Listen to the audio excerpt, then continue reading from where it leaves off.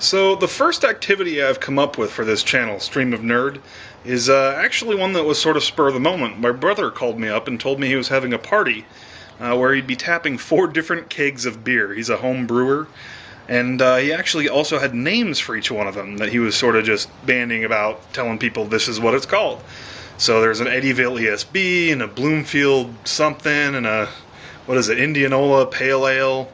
And, yeah, I don't know, there are a bunch of very cool beers, but I decided I'm pretty good at Photoshop. Why don't I take a crack at making some signs that would totally add to the party? It'd be fun. So, I did. I'm pretty proud of myself, guys. I guess I've looked at a lot of beer labels, so maybe I've got an extra skill in this, but, you know, for like a quick 4-hour job or whatever I did, like maybe an hour tops per sign, they turned out really well. I'm pretty proud of them. So check out the time lapse. It's about a 5-minute time lapse, and then I'm going to voice over kind of what I was going through as I'm working on it, and then you'll get to see what they look like in the end. Thanks for watching, guys. So I started out with all of the names just pasted in there, and then I went out to Google Maps to find Lake Red Rock. That's one of the areas near there that he was naming one of his things, one of his beers after. I went to, basically took the screenshot, took off the headings for some of the parks and stuff that were around there, and that gave me a nice clean image. And you can see I just kind of grabbed, I think that's Impact is the font, just a basic, strong, heavy font. And then played with some colors, and that worked out pretty well. I was pretty happy with that. It was probably the least finished of all of my signs, like the least involved, but it still looked pretty good. This is the Indianola Pale Ale.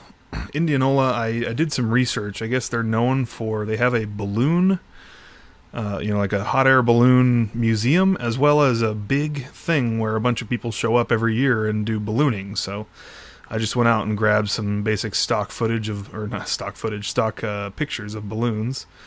And here I am, I'm sort of editing it around because they didn't line up exactly where I wanted them to. And then I sort of stylized them too. I probably could have left them as photographic, but I think the styling worked out pretty well. Also, while I was checking out more about Indianola, I found out that their high school, Indianola High School, their colors are purple and yellow. So I thought, what better colors could I use than the high school colors? So that's what you're going to see here. Is I basically made the background purple and the balloon in the foreground yellow. And I liked, this is just me choosing some colors. I really liked the way that, in the end you'll see I moved the front balloon sort of up and under the text. Yeah, like that. I really liked how that turned out. Turns out ballooning isn't that well known for Indianola, so I had to explain that to a lot of people, but they all thought it was pretty funny. I think next I work on the ESB. And the ESB was from Eddyville, so I started looking around, just kind of anything I could find about Eddyville, Iowa. These were all in Iowa. I should have said that originally. I didn't.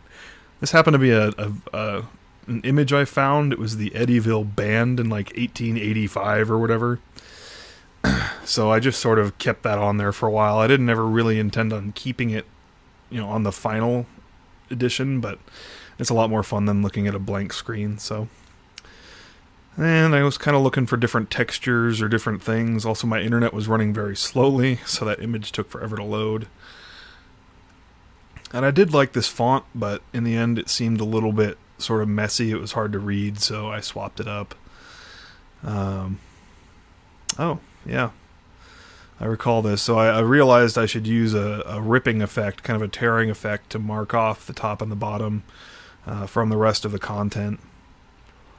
And then I started thinking about ESB is extra special bitter, and it tends to generally be a higher hopped beer. It's actually one of my favorite styles. So that's what I went with here. And then I started thinking, well, let me just grab some pictures of hops. I bet there are some really nice ones out there. So that worked out really well once I found them. There we go.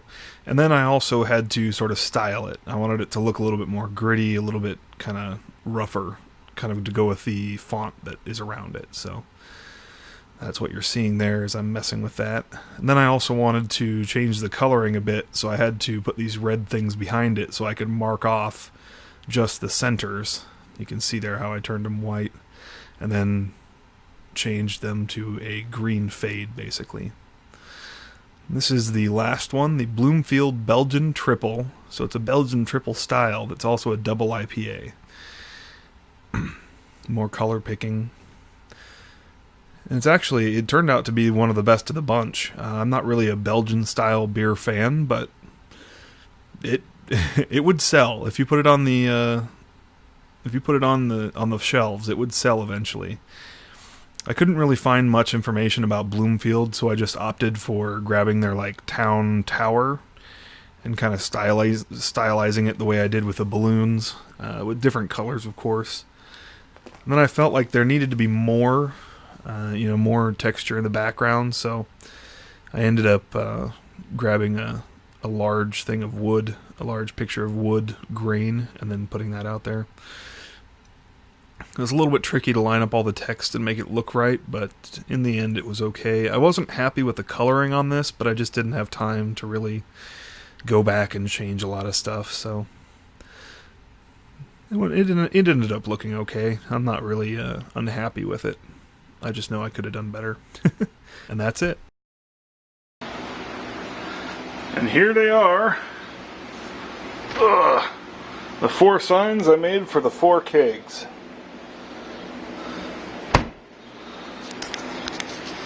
Project done. And this is a little bit of the aftermath.